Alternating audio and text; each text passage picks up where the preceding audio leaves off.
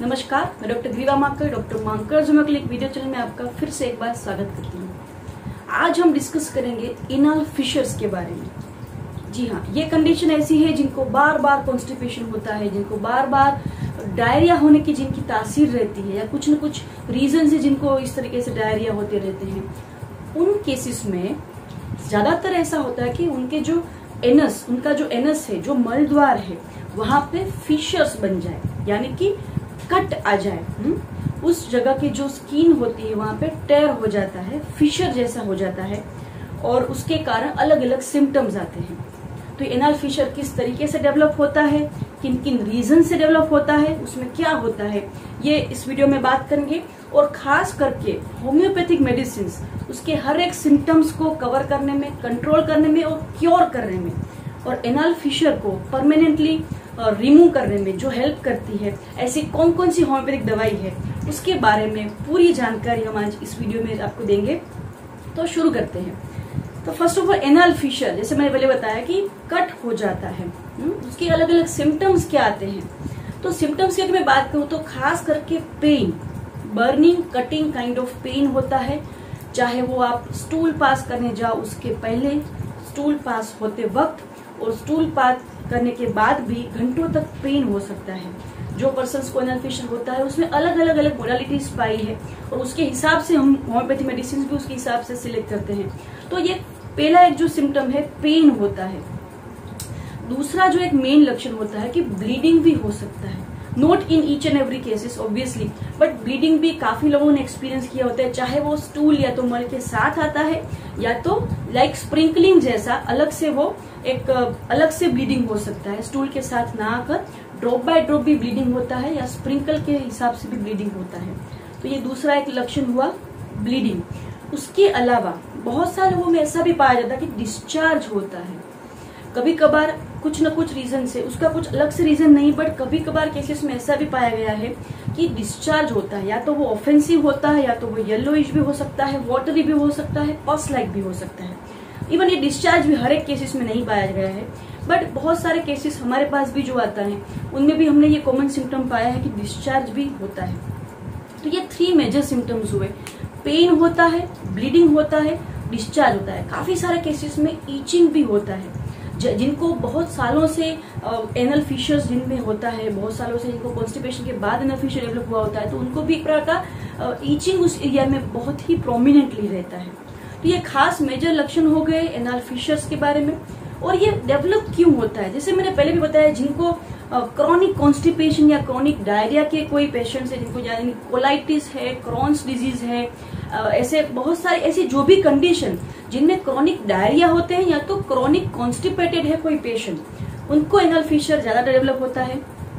Pregnancy में anal fissure ज्यादा develop हो सकते हैं, even not in all cases. कभी कभार फीमेल में जो प्रेग्नेंट है उनमें एनल फिशर ज्यादा हो सकता है। उसके अलावा जिनकी कैंसर के ट्रीटमेंट चल रहे हैं या तो जिनको कैंसर है उनको भी एनल फिशर हो सकता है, जिनकी सर्टेन काइंड ऑफ मेडिसिन चल रही है उनको भी हो सकता है। तो ये अलग अलग पॉसिबल रीजंस हो गए। दैट इज नॉट श्योर कि अगर ये है तो ये एनल फिशर होगा, ऐसा नहीं होता है। तो ये बात हो गई रीजंस के बारे में, एनल फिशर क्या है और उसके लक्षण क्या है। अभी बात करते हैं होम्योपैथी। तो होम्योपैथिक मेडिसिन, चाहे वो पेन है, चाहे वो ब्लीडिंग है, बर्निंग है, ईचिंग है, कुछ भी है, उसको आराम से कंट्रोल और क्योर करने में होम्योपैथी में बहुत सारी मेडिसिन है।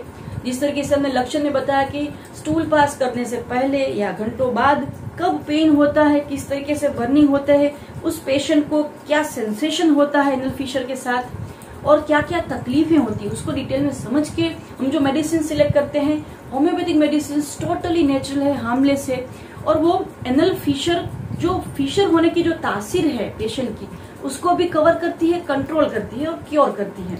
तो चलिए शुरू करते हैं कौन कौन सी मेडिसिन, ये आपके लिए बहुत ही जानकारी वाला वीडियो रहेगा। तो फर्स्ट ऑफ ऑल, अगर एनल फिशर है तो first medicine is ratanhia, one of the wonderful medicine in homeopathy.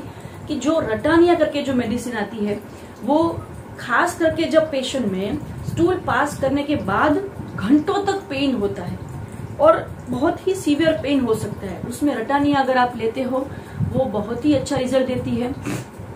Pen को घंटों में ही वो आपको रिलीफ, पेन से आपको घंटों में ही छुटकारा दे पाएगी। ये मेडिसिन बहुत ही इफेक्टिव मेडिसिन है एनल फिशर के लिए। दूसरी एक दवाई है नाइट्रिक एसिड। जहां पे स्टूल पास करते वक्त और स्टूल पास करने के बाद भी पेन होता है, कटिंग काइंड ऑफ पेन होता है, जैसे वहां पे एकदम से कटिंग सेंसेशन, पेशेंट हमारे पास आते हैं वो बोलते हैं कि एकदम कटिंग पेन होता है, जैसे कि कुछ कट किया है, इस तरीके से पेन होता है। और पेन के साथ साथ ब्लीडिंग भी बहुत कॉमनली पाया जाता है। नाइट्रिक एसिड जिनको दी जाती है उस पेशेंट्स में ब्लीडिंग भी है, कटिंग पेन भी है, स्टूल के साथ और स्टूल के बाद भी पेन हो सकता है। अगर ये केस ऐसा हमको इन्फॉर्मेशन मिलती है तो nitric acid is one of the jam medicine. बहुत ही इजीली वो ब्लीडिंग को स्टॉप कर देगी, पेन को भी स्टॉप कर देगी और धीरे धीरे आपका फिशर हीलिंग जोन में आ जाएगा। तीसरी एक बहुत ही अच्छी दवाई है ग्राफाइटिस करके।